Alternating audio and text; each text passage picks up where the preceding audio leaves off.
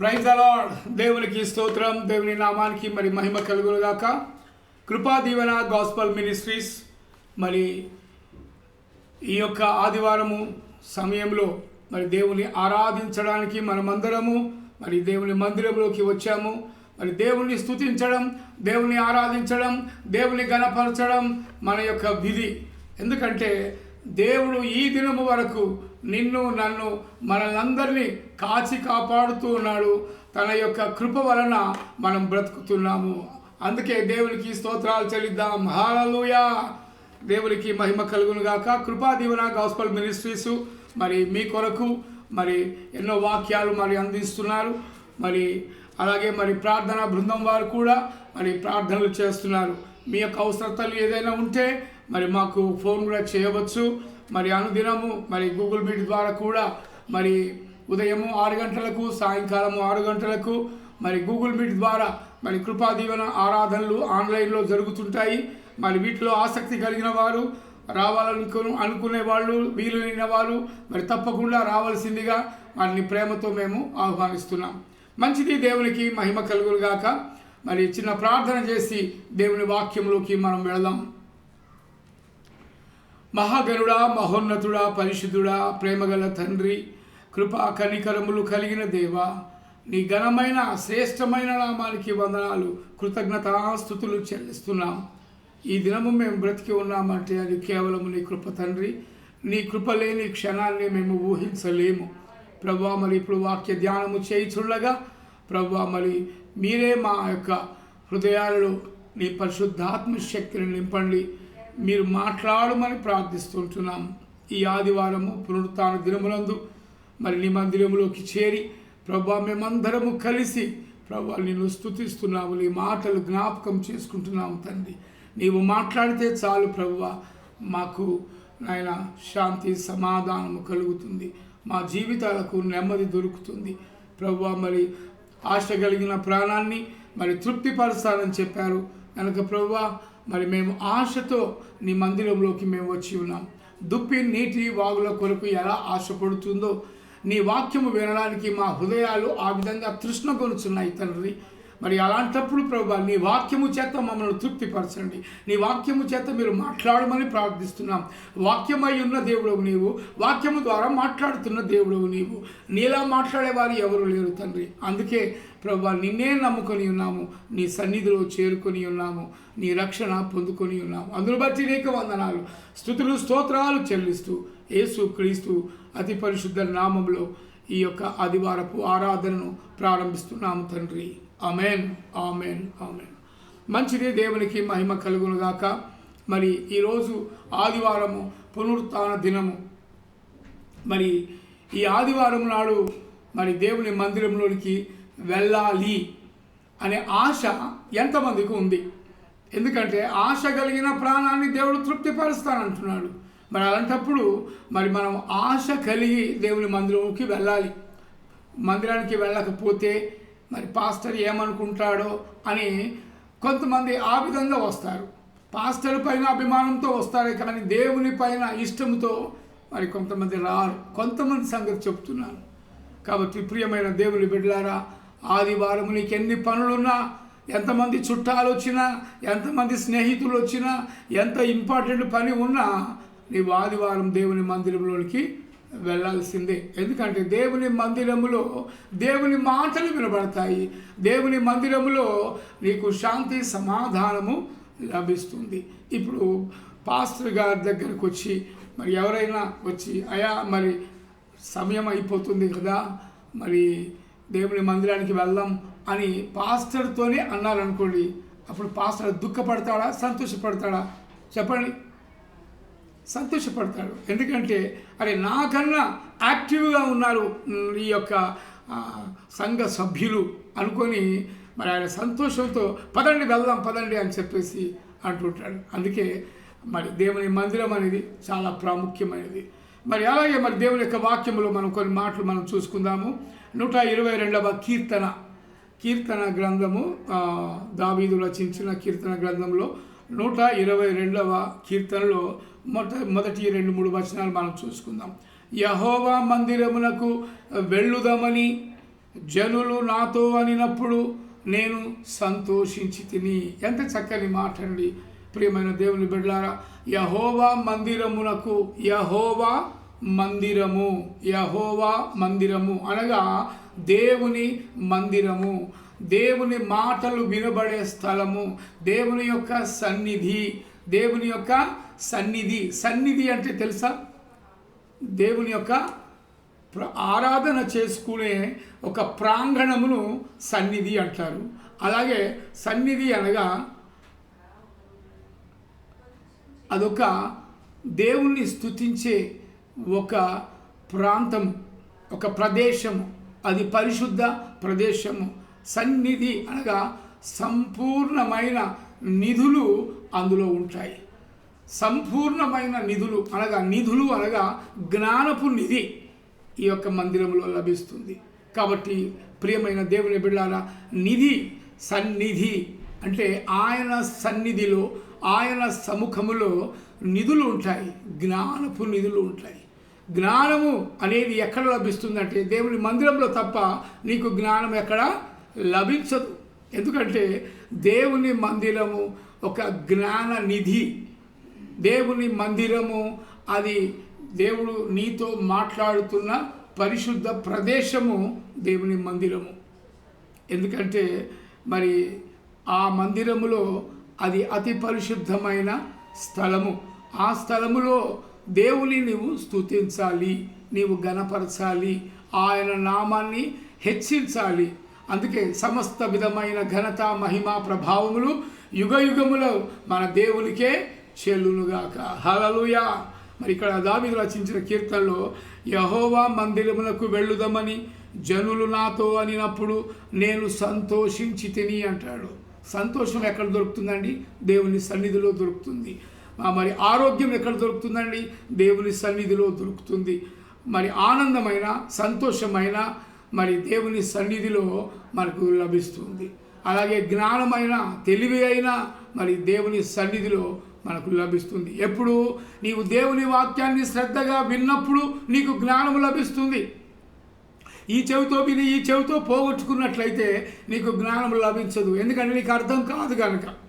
So కాబట్టి దేవుని వాక్యాన్ని మనం శ్రద్ధగా విందాము, శ్రద్ధగా మనము దాన్ని మరి అనుసరిద్దాము. హల్లెలూయా. యెహోవా మందిరములకు వెళ్ళుదామని జనులు నాతో అనినప్పుడు నేను సంతోషించి తిని, యెరూషలేమా మా పాదములు నీ గుమ్మములో నిలుచుచున్నవి. హల్లెలూయా. యెరూషలేము మందిరము సొలొమోను కట్టిన మందిరము. ఆ మందిరములో మా పాదములు నీ గుమ్మములో నిలుచుచున్నవి. ఎంత ధన్యత అండి! యెరూషలేము మందిరములో మరి ఆ గుమ్మములో మన పాదములు అక్కడ నిలుపటం అది చాలా అదృష్టం. ఎందుకంటే దేవుడిచ్చిన గొప్ప ధన్యత మనకది. యెరూషలేమును చూసిన వాళ్ళు చాలామంది ఉన్నారు. ఫ్లైట్లలో వెళ్ళి యెరూషలేమును చూశారు, బెత్లెహేమును చూస్తున్నారు, అలాగే యేసు ప్రభు సిలువ పొందిన స్థలాన్ని చూస్తున్నారు, అలాగే సమాధి పెట్టిన ఆ స్థలాన్ని కూడా చూస్తూ ఉన్నారు. చాలామంది చూసి వచ్చారు. చూసిన వారు ధన్యులు, చూడక నమ్మిన వారు మరి ధన్యులు. హల్లెలూయా. దేవునికి స్తోత్రం. అందుకే మరి యెరూషలేము మందిరమును చూడాలి, యెరూషలేము ప్రాకారములు అవి తిరిగి కట్టబడాలి, యెరూషలేము క్షేమము కొరకు మనము ప్రార్థన చేయాలి. అందుకే ఇక్కడ ఏమంటున్నట్టే, యెరూషలేమా మా పాదములు నీ గుమ్మంలో నిలుచున్నవి, యెరూషలేమా బాగుగా కట్టబడిన పట్టణము వలె నీవు కట్టబడి ఉన్నావు. హల్లెలూయా. బాగుగా కట్టబడిన ఒక పట్టణము ఏ విధంగా అయితే మరి దృఢముగా, ఏ విధంగా అయితే బలిష్టముగా మరి దాని యొక్క ప్రాకారములు కట్టబడి ఉంటాయో, మరి అలా యెరూషలేము యొక్క ప్రాకారములు కట్టబడినట్టుగా చూస్తున్నాం. మరి అది సొలొమోను కట్టించిన ప్రార్థనా మందిరము. దాన్ని మరి కొంతమంది కూల్చివేసి తిరిగి మళ్ళీ ఇప్పుడు కట్టాలని ప్రయత్నాలు చేస్తూ ఉన్నారు. మూడవసారి కట్టాలని, మరి యెరూషలేములో మందిరాన్ని కట్టాలని మరి ప్రయత్నాలు చేస్తున్నారు. ఇవన్నీ దేవుని మందిరములో మరి ఈ ప్రయత్నాలు చేస్తున్నప్పుడు, మరి ఒక్కొక్క రాజ్య పరిపాలనలో ఉన్నప్పుడు మరి దానికి ఒక్కొక్కరు ఒక్కొక్క పని చేస్తున్నట్టుగా కూడా మనము చూస్తూ ఉన్నాం. ప్రియమైన దేవుని బిడ్డలారా, మరి యెరూషలేము అది చాలా పవిత్రమైన ప్రదేశము. ఆ యొక్క యెరూషలేము పట్టణములో, ఆ పట్టణమును దేవుడు ఏర్పాటు చేసుకున్న పట్టణము. యెరూషలేము అది పరిశుద్ధ పట్టణము. యెరూషలేము అది గరిమనాభిగా చూస్తే భూమిలో మరి అది కేంద్ర బిందువుగా అక్కడ ఉన్నట్టుగా మనం చూస్తూ ఉన్నాం. ఎందుకంటే యెరూషలేమును దేవుడు ప్రేమిస్తూ ఉన్నాడు. మరి యెరూషలేమును ప్రేమించువారు వర్ధిల్లుదురు అని దేవుని వాక్యం సెలవిస్తుంది. కాబట్టి ప్రియమైన దేవుని బిడ్డలారా, ఇక్కడ 6వ వచనంలో మనం చూస్తాము, యెరూషలేము యొక్క క్షేమము కొరకు ప్రార్థన చేయుడి. యెరూషలేమా, నిన్ను ప్రేమించువారు వర్ధిల్లుదురు. చూసారా ఎంత గొప్ప మాట అండి. యెరూషలేమును ప్రేమించువారు వర్ధిల్లుతారు. యెరూషలేము క్షేమము కొరకు ప్రార్థన చేయువారు కూడా వర్ధిల్లుతుంటారు. అందుకే యెరూషలేమా, మా పాదములు నీ గుమ్మములో నిలుచున్నవి అని చెప్పి మరి ఇక్కడ దావీదు భక్తుడు మరి రాస్తున్నట్టుగా మనం చూస్తున్నాం. కాబట్టి మరి యెరూషలేములో ప్రార్థనా మందిరం ఉంది. యెరూషలేములో దేవుడు ఏర్పాటు చేసుకున్న పట్టణము. యెరూషలేము అది ప్రాకారములు కట్టబడిన పట్టణము. యెరూషలేమా, బాగుగా కట్టబడిన పట్టణము వలె నీవు కట్టబడి ఉన్నావు. ఇశ్రాయేలీయులకు నియమింపబడిన శాసనమును బట్టి యెహోవా నామమునకు కృతజ్ఞతాస్తుతులు చెల్లించుటకై వారి గోత్రములు, యెహోవా గోత్రములు అక్కడికి ఎక్కి వెళ్ళును. హల్లెలూయా. యెహోవా యొక్క గోత్రములు అక్కడ మరి 12 సింహాసనములు, 12 గోత్రములు మరి అక్కడ మరి ఉన్నట్టుగా మరి మనం చూస్తూ ఉంటున్నాం. అచ్చట దావీదు వంశీయుల సింహాసనములు స్థాపింపబడి ఉన్నవి. దావీదు వంశీయుల సింహాసనములు, దావీదు వంశములోని యేసు ప్రభు జన్మించాడు. అందుకే దావీదు వంశీయుల సింహాసనములు అక్కడ స్థాపింపబడ్డట్టుగా మనం చూస్తున్నాం. అందుకే యెరూషలేము అది దేవుడు ఏర్పాటు చేసుకున్న పరిశుద్ధ పట్టణము. ఆ పట్టణము మరి దేవుడు మరి ఆ యెరూషలేము యొక్క క్షేమము కొరకు ప్రార్థన చేయాలి. ఇజ్రాయేలు దేశము కొరకు మనము ప్రార్థన చేయాలి. ఇజ్రాయేలు అది చిన్న దేశమే, అనగా స్వల్పమైన దేశమే. అది మన ఆంధ్రప్రదేశ్ అంతా కూడా ఉండదు, తెలంగాణ అంతా కూడా ఉండదు. చాలా చిన్న ప్రదేశం అది. దాని యొక్క విస్తీర్ణము చాలా తక్కువగా ఉంటుంది. మీరు గూగుల్లో కొట్టి చూస్తే దాని విస్తీర్ణం ఎంత, దాని వైశాల్యం ఎంత, దాని నైసర్గిక విభాగాలు ఏ విధంగా ఉంటాయనేది మనం గూగుల్లో కొట్టి చూస్తే తెలుస్తుంది. కాబట్టి ప్రియమైన దేవుని బిడ్డలారా, మరి ఇజ్రాయేలు యొక్క దేశమును దేవుడు ఏర్పాటు చేసుకున్నాడు. ఆ యెరూషలేము మరి పట్టణాన్ని ఆయన ఏర్పాటు చేసుకున్నాడు. మరి యొక్క ఆ ఇజ్రాయేలు దేశమును, ఆ ఇజ్రాయేలు యొక్క క్షేమము కొరకు కూడా మనము ప్రార్థన చేయవలనని చెప్పి దేవుని వాక్యం సెలవిస్తుంది. హల్లెలూయా. దేవునికి మహిమ కలుగును గాక. అందుకే ఇశ్రాయేలును కాపాడువాడు కునుకడు నిద్రపోడు అని చెప్పి దేవుని వాక్యం సెలవిస్తుంది. మరి అలాంటప్పుడు ఇశ్రాయేలు దేశం పైన ఎందుకు మరి 9 శత్రు దేశాలు ఒకేసారి మరి ఆ ఇజ్రాయేలు పైన అటాక్ చేస్తున్నప్పుడు ఎవరు తట్టుకుంటారండి? ఒక్క దేశం అటాక్ చేస్తేనే తట్టుకోలేకపోతారు.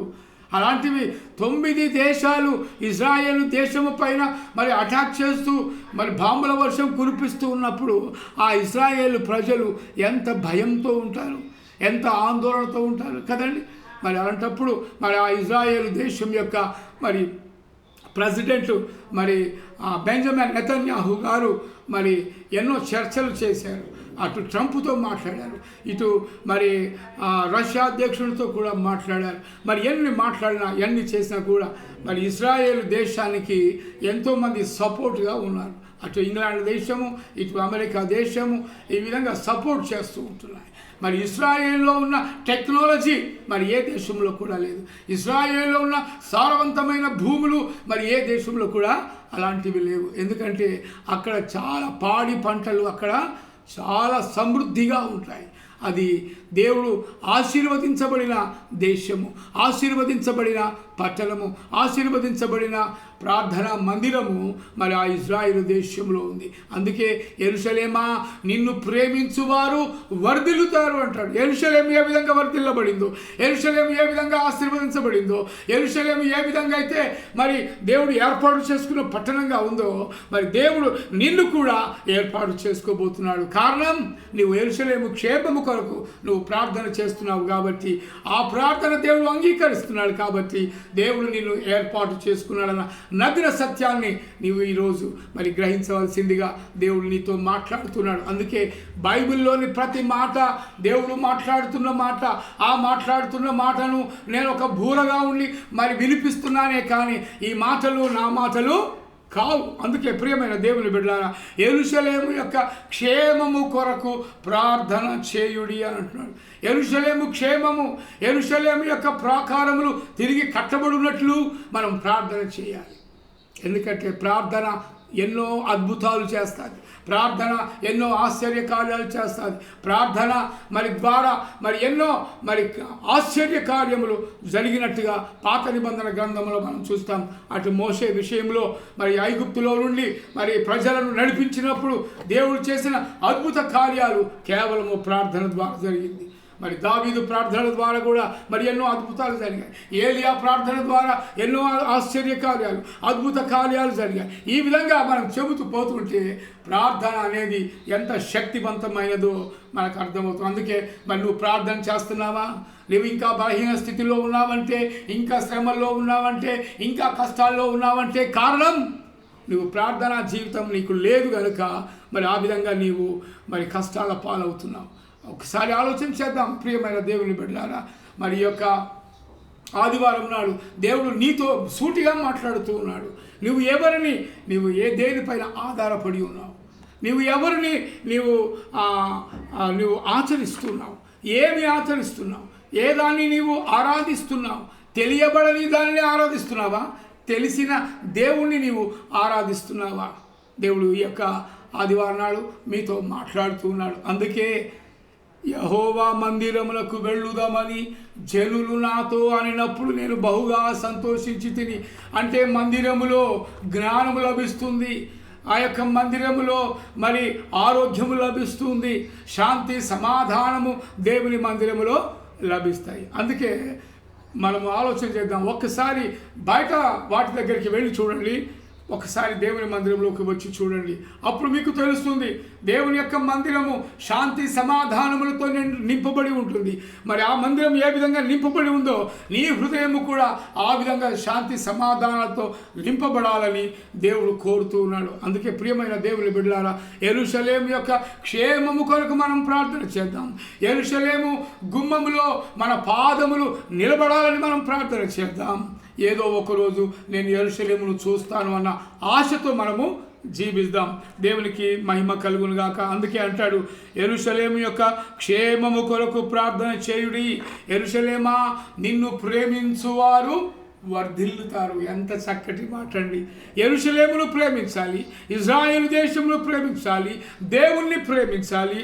దేవుని కన్నా ఈ లోకంలో ఎక్కువ దేనిని కూడా ప్రేమించరాదు. నీ భార్యను కానీ, నీ కొడుకులను కానీ, నీ కుమార్తెలను కానీ, నీ మనమల్ని కానీ, నీ మనవరాలను కానీ, నీ డబ్బులు కానీ, నీ బంగారములు కానీ, నీ అధికారములు కానీ, నీ యొక్క హోదాను కానీ, నీ పదవులను కానీ దేనిని కూడా నీవు ప్రేమించడానికి వీలు లేదు. ఎందుకంటే అవన్నిచ్చింది దేవుడే కనుక ఆ దేవుని నీవు స్తుతించాలి, ఆ దేవుని నీవు గణపరచాలి, ఆ దేవుని నీవు జ్ఞాపకం చేసుకోవాలి. అందుకే దేవుని కంటే ఎక్కువగా దేనిని ప్రేమించరాదు. హల్లెలూయా, దేవునికి స్తోత్రం, దేవుని నామానికి మరి మహిమ కలుగును గాక. మరి దేవుని యొక్క మందిరము కోసము మనము ప్రార్థనలు చేస్తుంటాం. మందిరంలో మనం ఉండాలని ఎన్ని పనులున్నా ఆ పనులన్నీ పక్కన పెట్టి దేవుని మందిరంలోకి రావాలని చెప్పేసి మనము ఆశ కలిగి ఉండాలి. ఆశతో రావాలి, ఏదో బలవంతంగా రాకూడదు, అయిష్టంగా రాకూడదు. దేవుని మందిరంలోకి మనము ఆశ కలిగి దేవుని మందిరంలోకి మనం రావాలి. ప్రియమైన దేవుని బిడ్డలారా, మరి దేవుని మందిరములో నీకు ఎంతో సమాధానం లభిస్తుంది, ఎంతో శాంతి కలుగుతుంది. నీ హృదయానికి నెమ్మది, నీ జీవితానికి నెమ్మది, నీ కుటుంబానికి నెమ్మది, ఇవన్నీ కూడా కేవలం దేవుని మందిరంలో నీకు లభిస్తున్నాయి. అలాగే ఇంకొక మాట మనం చూసుకుందామండి. మరి అపోస్తుల కార్యములు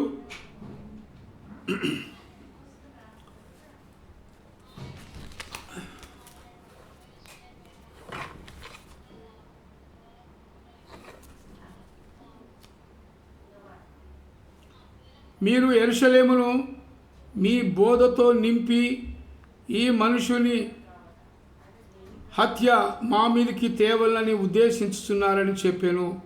అందుకు పేతురు అపోస్తులను, మనుషులకు కాదు దేవునికే మేము లోబడవలను కదా అంటున్నాడు. అపోస్తుల కార్యం 5వ అధ్యాయము మరి 28, 29, 29వ వచనంలో మనం చూస్తాం. మనుషులకు కాదు దేవునికే మేము లోబడువారము అంటున్నాడు. ఎందుకంటే దేవుని మందిరంలోకి వచ్చువాడు లోబడతాడు. దేవుని మందిరంలోనికి వచ్చేవాడు దేవుని వాక్యాన్ని చదువుతాడు. దేవుని మందిరంలోనికి వచ్చినవాడు దేవుని మాటను వింటాడు, దాన్ని అనుసరిస్తాడు. అందుకే దేవుని యొక్క మందిరంలో నీకు జ్ఞానం లభిస్తుంది.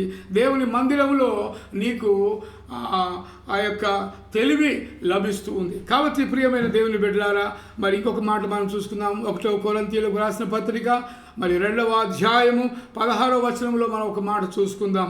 ఎందుకంటే మనం ఏమై ఉన్నామంట?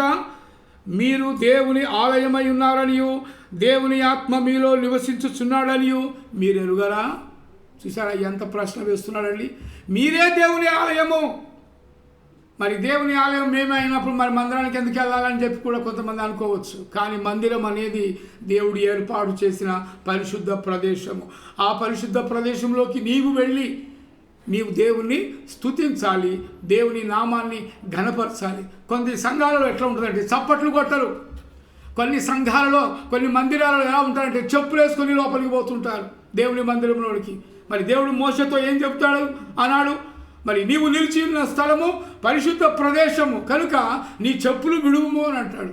ఆ పరిశుద్ధ ప్రదేశంలోకి నీ చెప్పులు వేసుకొని వెళ్ళడానికి వీలు లేదు. దేవుని మందిరము అది పరిశుద్ధ ప్రదేశము. ప్రియమైన దేవుని బిడ్డలారా, చెప్పులు వేసుకొని వెళ్ళటం అది అపరిశుద్ధము, అది అవిధేయతకు గుర్తు. మరి ఎంతమంది మరి చెప్పులు బయట వదిలి దేవుని మందిరంలోకి లోపలికి వెళ్తున్నారు? ఆలోచన చేద్దాం మనం. ఎందుకంటే పరిశుద్ధ స్థలాన్ని పరిశుద్ధంగానే మనము దాన్ని చూడాలి మనం. ఎందుకంటే మన దేవుడు పరిశుద్ధుడై ఉన్నాడు కనుక నేను పరిశుద్ధుడను కనుక మీరును ఏమై ఉండాలి? పరిశుద్ధుడై ఉండాలని చెప్పి దేవుని వాక్యం సెలవిస్తుంది. కాబట్టి ప్రియమైన దేవుని బిడ్డలారా, మరి మందిరంలోకి వెళుతున్నప్పుడు ఇంకొకటి మరి నీ ప్రవర్తన జాగ్రత్తగా చూసుకోమని చెప్పి మరి ప్రసంగ గ్రంథంలో మనం చూస్తున్నాం. యెహోవా మందిరంలోకి వెళ్ళినప్పుడు నీ ప్రవర్తనను జాగ్రత్తగా చూసుకోము అని అంటున్నాడు. అందుకే నిష్కలంకమైన హృదయముతో పవిత్రమైన మనస్సుతో నీ హృదయాన్ని పెట్టుకొని దేవుని మందిరంలోనికి వెళ్ళాలని దేవుడు హెచ్చరిస్తూ ఉన్నాడు. ప్రియమైన దేవుని బిడ్డలారా, ఆలోచన చేద్దాం. మీరు దేవుని ఆలయమై ఉన్నారనియు దేవుని ఆత్మ మీలో నివసించుచున్నదని మీరు ఎరుగరా అంటున్నాడు. ఇక్కడ ఆత్మ అనే మాట పెద్ద అక్షరాలతో రాయబడి ఉంది. ప్రియమైన దేవుని బిడ్డలారా, మరి కొత్త నిబంధన గ్రంథంలో ఆత్మ, ప్రభువు అని ఈ రెండు పదాలు మరి పెద్ద అక్షరాలతో రాయబడి ఉంటాయి. పెద్ద అక్షరాలతో రాయబడి ఉన్నది అంటే దాని అర్థము అది దేవుడు అని అర్థం, యెహోవా అని అర్థం. కాబట్టి మరి దేవుని ఆత్మ మీలో నివసించుతున్నదని మీరు ఎరుగరా? అందుకే దేవుని ఆత్మ ఉన్నవాడు దేవుని మాటలే మాట్లాడతాడు. దేవుని ఆత్మ ఉన్నవాడు శాంతి సమాధానంతో మాట్లాడతాడు. దేవుని ఆత్మ ఉన్నవాడు ఈ ఇతరులను ప్రేమిస్తాడు. దేవుని ఆత్మ ఉన్నవాడు నిన్ను వలె నీ పొరుగు వారిని ప్రేమిస్తాడు. హల్లెలూయా, దేవునికి స్తోత్రం. అందుకే మీరు దేవుని ఆలయమై ఉన్నారనియు ఆ ఆలయములో దేవుని ఆత్మ ఉంటుందనియు మీకు తెలియదా అంటాడు. ఎంత మంచి మాట అండి నిజంగా. దేవుని ఆత్మ కలిగిన వాడు దేవుని మాటలు మాట్లాడతాడు, ఇతరుల మేలు కోరుతాడు, ఇతరులను ఎప్పుడు కూడా దూషించడు, నిందించడు, అవమానపరచడు. మరి అలాంటి ఆత్మ దేవుని ఆత్మ కలిగి మరి మనం ఉంటున్నామా ఈరోజు? దేవుని ఆత్మతో మరి మనలో ఉన్నప్పుడు దేవుని ఆత్మ మనతో మాట్లాడుతుంటుంది. అంటే మన మనస్సాక్షి మాట్లాడుతూ ఉంటుంది. మన మనస్సాక్షి అవును ఇది తప్పు, ఇది తప్పు, ఇది తప్పు, ఇది చేయొద్దు, అది చేయొద్దు అని చెప్పేసి మన ఆత్మ మనకు చెబుతూ ఉంటుంది. ఆ ఆత్మ చెప్పే ఆత్మ అది దేవుని యొక్క ఆత్మగా నువ్వు గుర్తించాలి ప్రియమైన దేవుని బిడ్డలారా. కానీ ఎవరికి చెడు చేయాలని, ఎవరిని నాశనం చేయాలని, ఎవరిని క్రిందికి లాగాలని, మరి ఎవరిని పడగొడుతున్నా అని చెప్పేసి మరి సాతానుడు ఆలోచిస్తూ ఉంటాడు. ఆ ఆలోచనలు నీలో వచ్చినప్పుడు నీవు దురాత్మ చేత నింపబడతావు. అందుకే దురాత్మ చేత నింపబడ్డవాడు దుష్టుడు. ఆ దుష్టుడు నీలో రాకుండా ఉండాలి అంటే నీవు దేవుని మందిరంలోకి అడుగుపెట్టాలి. దేవుని మందిరంలోకి నువ్వు రావాలి. ప్రియమైన దేవుని బిడ్డలారా, దేవుని మందిరములో నీవు ఉన్నట్లయితే నీకు క్షేమము కలుగుతుంది. దేవుని మందిరములో నీవు ఉన్నట్లయితే నీకు ఆరోగ్యము కలుగుతుంది. దేవుని మందిరంలోకి నీవు వచ్చినట్లయితే నీకు సంతోషము, ఆనందము, మరి ఎక్కడ లేని జ్ఞానము నీకు లభిస్తుంది. అందుకే దేవుని మందిరము, ఆ మందిరమే నీవున్నావు, ఆ మందిరమే నీవు. ఆ మందిరాన్ని నీవు పరిశుద్ధంగా ఉంచు, నీ హృదయాన్ని పరిశుద్ధంగా ఉంచు. నీ హృదయములో మరి దేవుని ఆత్మకు తప్ప వేరే ఆత్మకు చోటివ్వద్దు.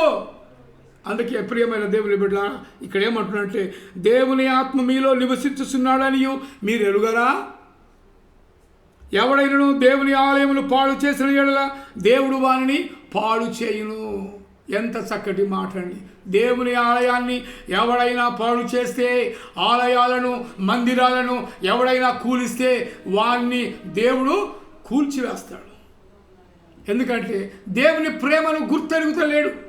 ఎన్నిసార్లు ప్రేమించినా, ఎన్నిసార్లు వాక్యము విన్నా, ఎన్నిసార్లు మరి యేసుక్రీస్తు దేవుడని తెలుసుకున్నా వాడి ప్రవర్తన ఏ విధంగా ఉంటుందంటే అధికారముతో, అహంకారముతో నిండుకొని ఉంటాడు. కాబట్టి దేవుణ్ణి వాడు చూడలేడు. ఎందుకంటే వాని నేత్రములు ఏ విధంగా ఉన్నాయంట, మరి శరీరపు అధికారముతో మరి ఆ యొక్క కళ్ళు కప్పుకొని ఉన్నాయి. అధికారపు కళ్ళు మరి బైర్లు గమ్మినట్టుగా మరి వానికి దేవుడు కనబడటం లేదు. ఎందుకంటే సౌలు కూడా దేవునికి కనపడలా. ఎప్పుడైతే సౌలుకు దేవుడు కనపడ్డాడో అప్పుడు కింద పడిపోయాడు గుర్రం మీద నుండి. పడిపోయినప్పుడు అతని కళ్ళ నుండి పొరలు రాలినట్టుగా మనం అపొస్తలుల కార్యములో మనం చూస్తాం. దేవుడు ఆ విధంగా దర్శనం ఇచ్చాడు. అహంకారంతో ఉన్నవారి మరి ఎవరైనా మరి దేవుని గురించి దూషించి ఎవరైనా మాట్లాడితే దేవుడు వారి సంగతి చూసుకుంటాడు. ప్రియమైన దేవుని బిడ్డలారా, ఈ యొక్క ఆలయంలో ఎలాంటి దుష్ట కార్యములు చేయడానికి వీలు లేదు. ఎందుకంటే ఎవరైనా ఆలయాన్ని పాడు చేస్తే దేవుడు వారిని పాడు చేస్తాడన్న సత్యాన్ని నువ్వు తెలుసుకో. ఎందుకంటే దేవుడు ఆయన రక్షకుడు. నిన్ను రక్షించడానికి ఆయన ఈ లోకంలో మనుష్య రూపంలో వచ్చాడు. ఆ మనుష్య రూపమే యేసుక్రీస్తు.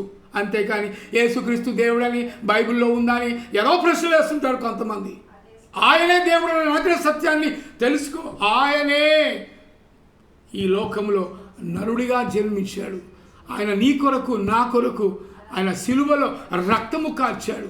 అట్టి రక్తములో నీ పాపములు, నా పాపములు కడగడానికే ఆయన ఈ లోకానికి వచ్చాడు. అందుకే కొంతమంది అంటారు, తెలియకనే అంటారు వాళ్ళు. ఎందుకంటే యేసుక్రీస్తు దేవుడు అయితే మరి అన్ని దెబ్బలు ఎందుకు కొట్టిర్రు, అంత కొడుతుంటే కూడా ఏమనలేదు ఎందుకు అని చెప్పేసి చాలామంది అమాయకంగా కొంతమంది అడుగుతారు, తెలియక కొంతమంది అడుగుతారు, వ్యంగ్యంగా కొంతమంది అడుగుతుంటారు. కానీ యేసు ప్రభువు ఆయన అనుకుంటే దేవదూతల సమూహం వచ్చి వాళ్ళందరినీ ఒక్క సెకండ్లోనే, కనురెప్ప పాటులోనే వారిని నాశనం చేయవచ్చు.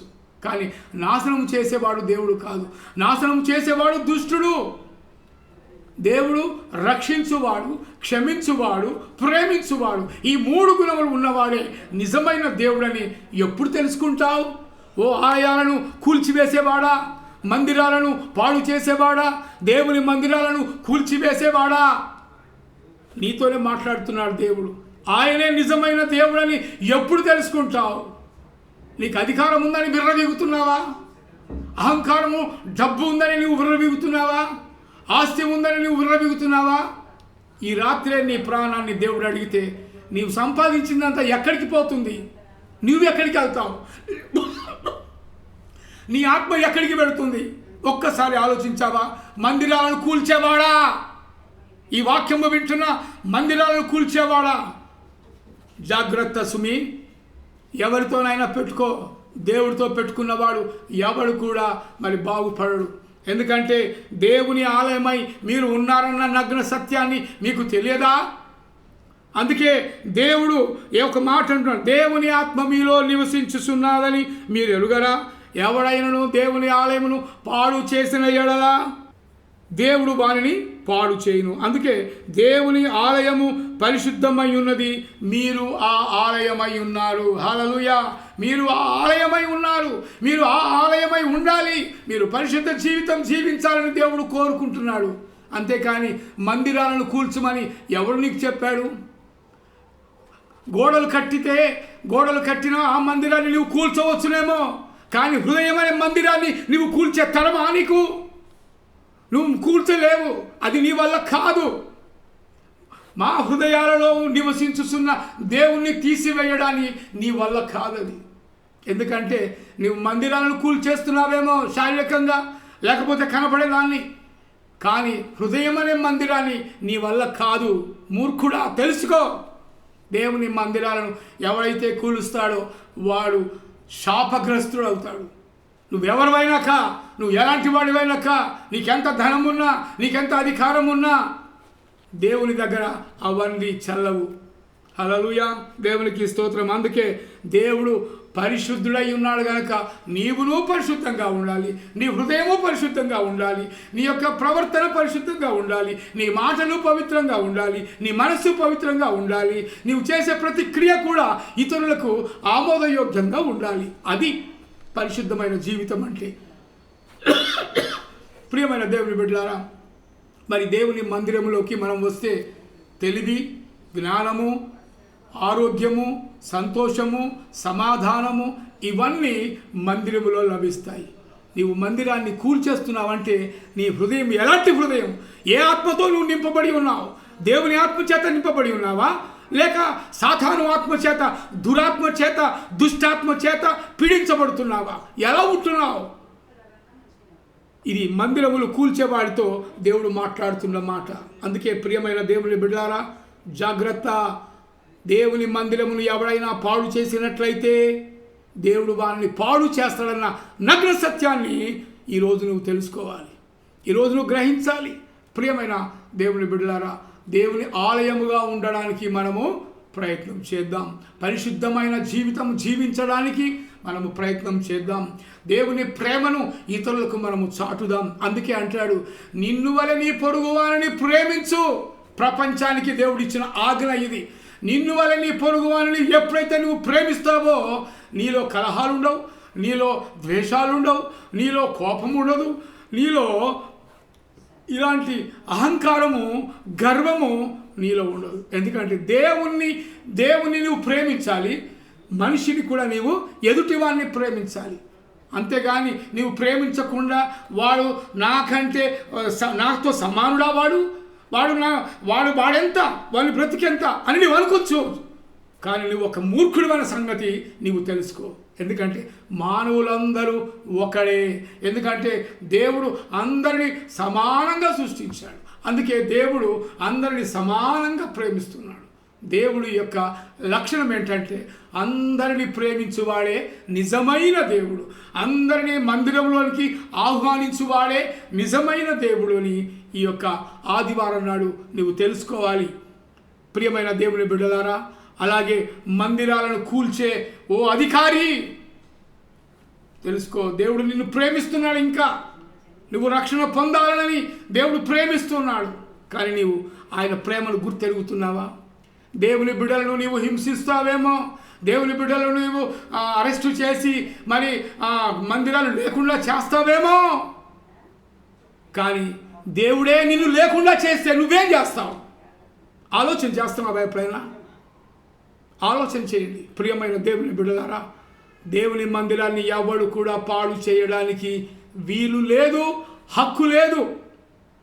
అది పరిశుద్ధమైన ప్రదేశము, అది దేవుని ఆలయము. అందుకే మీరు దేవుని ఆలయమై ఉన్నారని మీరు ఎరుగరా? దేవుని ఆత్మ మీలో నివసించుతున్నదని మీరు ఎరుగరా అని ప్రశ్నిస్తున్నాడు దేవుడు. దేవుని ఆత్మ చేత నింపబడ్డవాడు, దేవుని ఆలోచనల చేత నింపబడ్డవాడు నిన్ను వలె నీ పొరుగు వారిని ప్రేమిస్తాడు. అలా ప్రేమించువాడే దేవునికి ఇష్టమైన వాడు. హల్లెలూయా, దేవునికి స్తోత్రం. దేవుని నామానికి మరి మహిమ కలుగును గాక.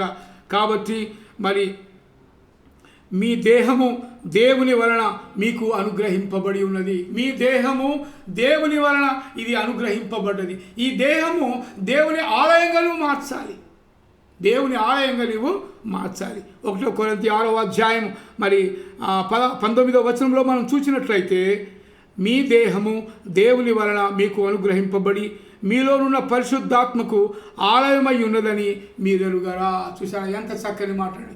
పరిశుద్ధాత్మ చేత నింపబడ్డప్పుడు, మీ హృదయము పరిశుద్ధాత్మ చేత నింపబడ్డప్పుడు మీరు దేవుని ఆలయంగా మారుతారని మీరు ఎరుగరా? మీరు గ్రహించరా?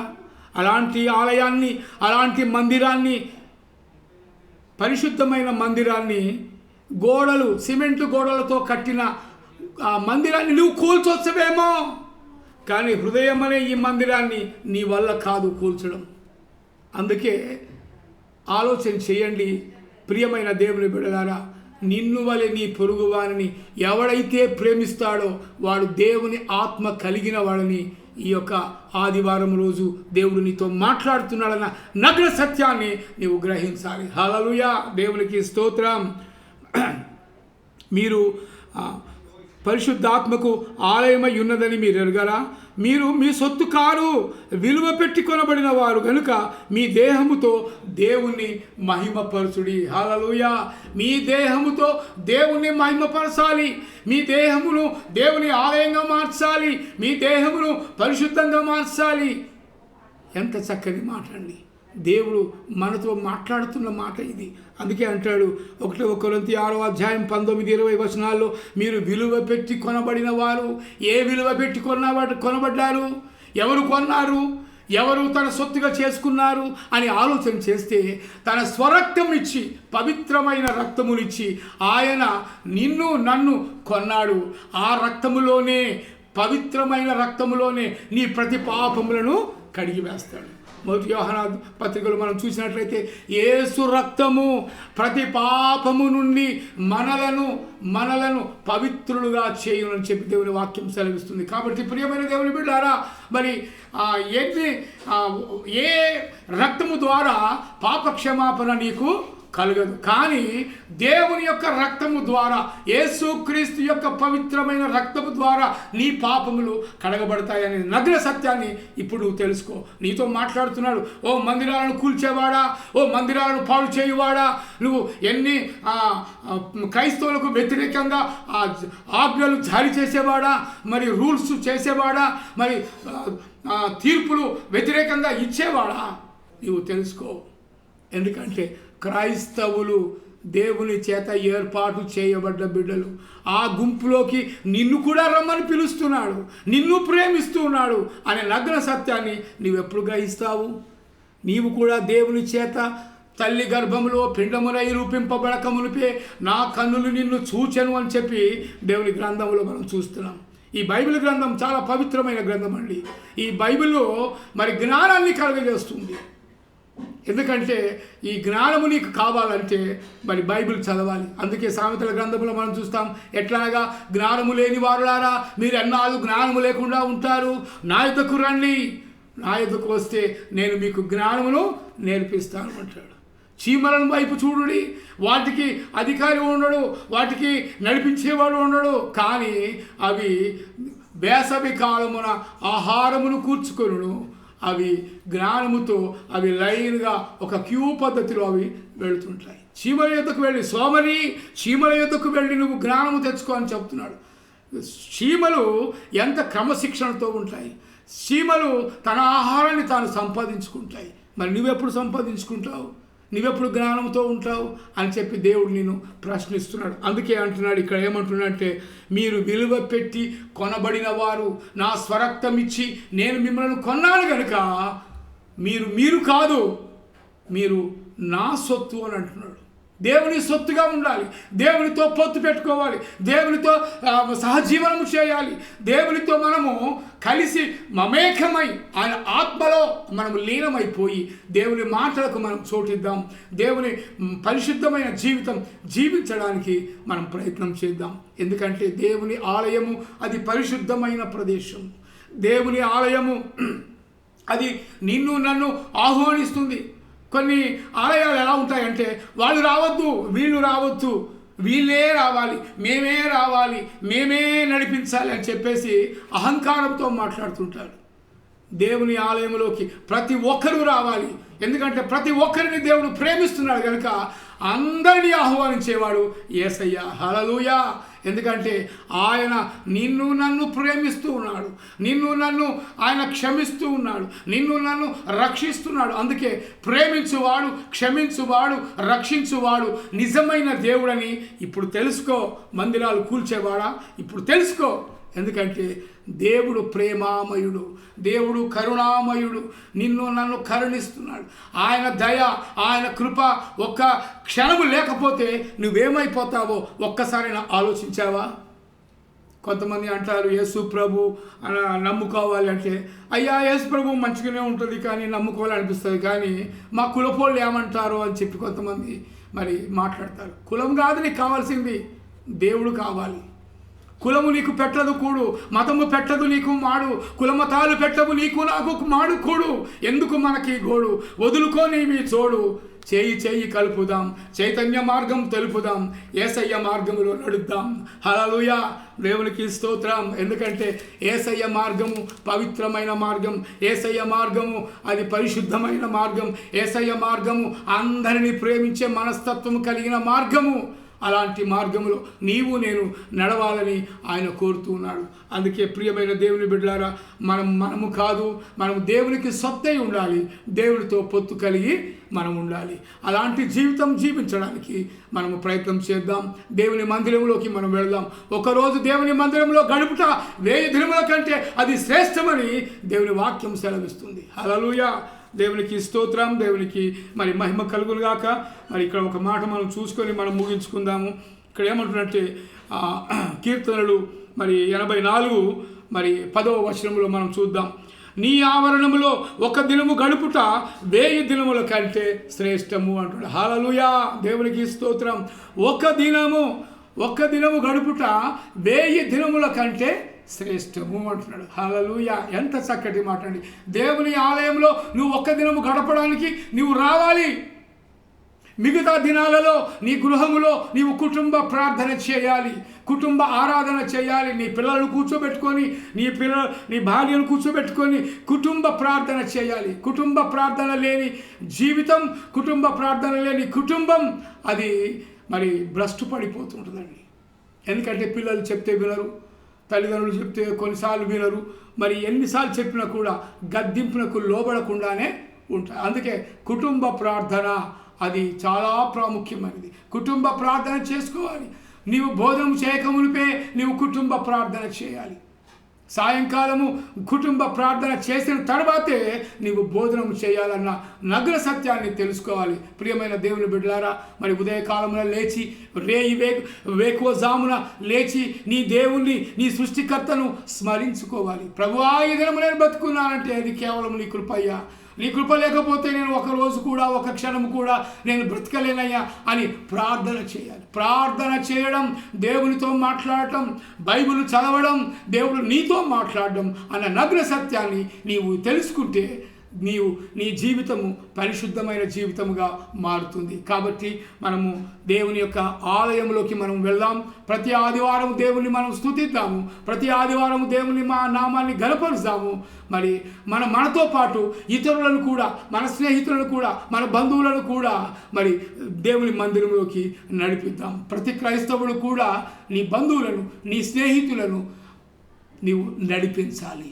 నడిపించే బాధ్యత ప్రతి క్రైస్తవుడికి ఉంది. ఒక సేవకుడికే కాదండి, క్రైస్తవుడికి కూడా నూతన ఆత్మలను నడిపిస్తూ దేవుని మందిరంలోకి నడిపిస్తే నీవు ఆ యొక్క ఆత్మను నువ్వు రక్షించిన వాడు అవుతావు, ఆత్మల సంపాదన చేసిన వాడు అవుతావు.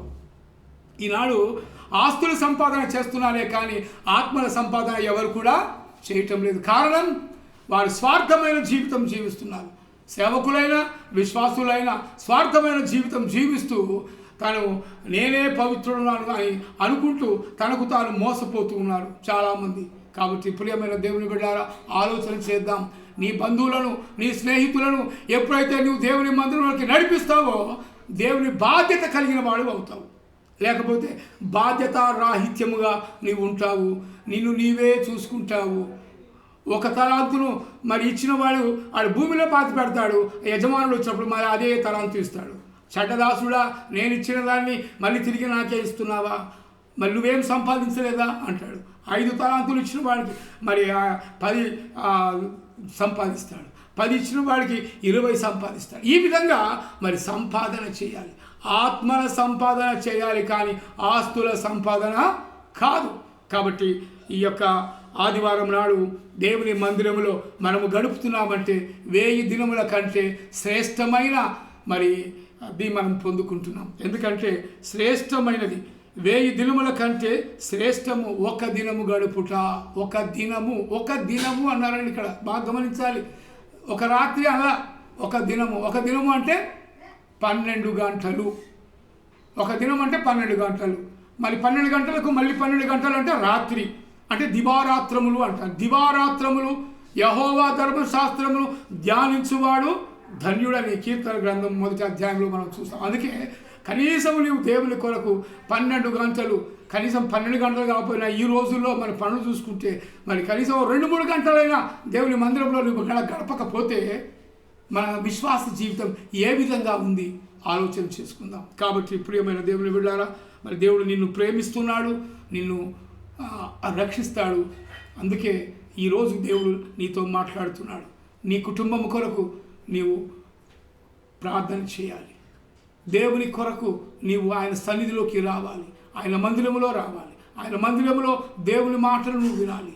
అప్పుడు దేవుని మాటలు విన్నవాడు ఆత్మ చెవులు గలవాడు వినుగాక. ఆత్మకు చెవులు ఉంటాయి. ఆ చెవులు మరి విన్నప్పుడు మరి గ్రహించాలి. నిజమైన దేవుని మనం గ్రహించాలి. తెలియని దాన్ని మనం పూజించకూడదు. మనతో మాట్లాడే దేవుణ్ణే మనం పూజించాలి. అదే దేవుడు కోరుకుంటున్నాడు. అందుకే దేవుని మందిరంలోకి మనం వెళదాం. దేవుడు అట్టి కృప మనందరికీ దయచేయుగాక. ప్రార్థన చేసుకుందాం. మహాగరుడా, మహోన్నతుడా, పరిశుద్ధుడా, ప్రేమగల తండ్రి, ఇంతవరకు ప్రభువా నీ బిడ్డలు వాక్యాన్ని విన్నారు తండ్రి. నువ్వు మాట్లాడిన ప్రతి మాట అది ఆత్మతో పలికిన మాట ప్రభువా. ఆ మాటలు విన్న వారందరూ ప్రభు వారి హృదయాలలో నీ ఆత్మకార్యము జరిగించమని ప్రార్థిస్తుంటున్నాం. కృప వెంబడి కృపను అనుగ్రహించండి ప్రభువా. నాయన మరి మా హృదయమే ఒక ఆలయమై ఉంది, మా దేహము ఒక ఆలయంగా ఉంది ప్రభు. మరి దేహంతో దేవుని పవిత్రపరిచి పరిశుద్ధపరిచి పరిశుద్ధమైన జీవితం ఒక్కొక్కరికి మీరు అనుగ్రహించమని అడుగుతూ ఈ విన్న వాక్యాన్ని ప్రభు సాతానుడు ఎత్తుకుపోకుండా ప్రభు ప్రతివాని హృదయంలో అది ఫలింప చేయమని అడుగుతూ యేసుక్రీస్తు అతి పరిశుద్ధ నామములో అడిగి ప్రార్థిస్తున్నాము తండ్రి. Amen, amen, amen. పరలోక ప్రార్థన చేసుకున్నాం. పరలోకమందున్న మా తండ్రి, మీ నామం పరిశుద్ధపరచబడుగాక, మీ రాజ్యం మాకు వచ్చునుగాక, మీ చిత్తం పరలోకమందు నెరవేర్చినట్లు భూమి మీద నెరవేరునుగాక. మా దిన ఆహారము నేడు మాకు దయచేయము. మరల అపరాధములు చేసిన వారిని మేము క్షమించిన ప్రకారం మా అపరాధములు క్షమించము. మమ్మల్ని శోధనలోనికి తేక దుష్టుని తప్పించము. ఎందుకంటే రాజ్యము, బలము, శక్తి, మహిమ నిరంతరము నీవైనవిగాక తండ్రి. Amen, amen, amen. మన పరమ తండ్రి అయిన దేవుని నుండి, ఆయన కుమారుడైన యేసుక్రీస్తు నుండి పరిశుద్ధాత్మ అన్యోన్య సహవాసము వాక్యము విన్న ప్రతి బిడ్డలకు ఇప్పుడును ఎల్లప్పుడూ శాంతి సమాధానము కలుగునుగాక, రక్షణ ఆనందము కలుగునుగాక. Amen, amen, amen. Praise the Lord. దేవునికి స్తోత్రం. మరి కృపా దీవెన గాస్పల్ మినిస్ట్రీస్ మరి ఈ యొక్క వాక్యము విన్న ప్రతి బిడ్డలు మరి దయచేసి మరి ఈ యొక్క ఛానల్ని మరి మీరు సబ్స్క్రైబ్ చేయండి, అలాగే లైక్ చేయండి, షేర్ చేయండి. మరి దేవుడు మిమ్మల్ని దీవించి ఆశీర్వదించునుగాక. ఎందుకంటే మరి ఇది భారభరితమైన మరి పరిచర్యలు కాబట్టి మరి దీనికి సపోర్ట్ కూడా మీరు చేస్తారని మేము నమ్ముతుంటున్నాము. కాబట్టి మరి కృపా దీవెన గాస్పల్ మినిస్ట్రీస్ మరి మీకు ఇంకా మంచి మంచి వాక్యాలు మరి మీకు అందించబడతాయి. అలాగే మరి ప్రార్థనలు ఎవరైనా కోరినట్లయితే మరి ప్రార్థనలు మరి మాకు ఫోన్ చేయండి. మా యొక్క ఫోన్ నంబర్ 8247470073. ఈ నెంబర్కు మీరు ఫోన్ చేసినట్లయితే మీ ప్రార్థన అవసరాల కొరకు మేము ప్రార్థన చేస్తాం. మా దగ్గర కృపా దీవెన గాస్పల్ మినిస్ట్రీస్లో ప్రార్థనా వీరులు ఉన్నారు, అలాగే పాటలు పాడేవాళ్ళు ఉన్నారు, వాక్యము చెప్పేవారు ఉన్నారు. మరి ఈ విధంగా మరి ప్రార్థన కోరేవారు మాకు ప్రార్థన చేసి ఫోన్ చేయండి. మరి మీ కొరకు మేము ప్రార్థన చేస్తాము. దేవుడు మీ అందరినీ దీవించి ఆశీర్వదించునుగాక. మా పక్కన మరి QR కోడ్ కూడా ఇస్తాము.